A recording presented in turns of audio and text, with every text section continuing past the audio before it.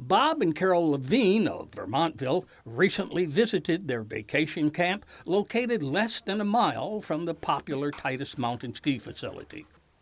Their retreat is somewhat remote, about a mile from the main road and surrounded by a dense forest. It is accessible only by a four-wheel drive vehicle. Their visit took place at the height of an immense 1,000-officer search for the escapees. On arrival, the Levines discovered the camp had been broken into. They suspected that the dangerous escapees might be inside. They called the police, who quickly investigated on site. They found that the window, this window here, the screen was cut, and there was a shade in the inside which he had taken down and put on the bed. That's where he got in. He used this chair to step on to gain access. By this time, Matt had been on the run for days.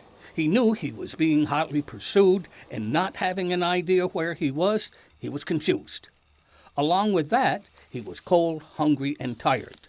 When he stumbled upon the Levines' camp, it meant shelter, warmth, and food for him, at least for a short time.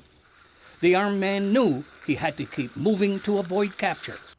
Now, aware that the cabin had been broken into, the Levines were getting jittery, not knowing if Matt had been there and cleared out. We didn't know if Matt was still in the woods. We didn't know at this point where he was. After careful examination of the cabin by police, Levine said that nothing seemed to be disturbed except a red T-shirt of her husband's was missing. Matt took it and was wearing it when he was shot 2 days later. Police had Carol Levine identify the blood-stained item. The state police had me look at it, and then he asked me to turn around, and he said, now tell me what was on the back of it. And I explained to him what was on the back of the T-shirt. He said, okay, turn around. And I said, yeah, that's a T-shirt, and we have the twin to it. It was reported that he had bloody feet and was probably looking for new footwear at the Levines. These are one pair of Bob's work boots that we assumed he tried on because one was really unlaced a lot, which Bob doesn't do.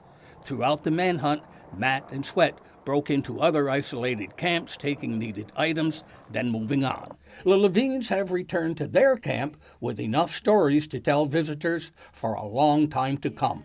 For Mountain Lake Journal, I'm Jack LaDuke in Franklin County.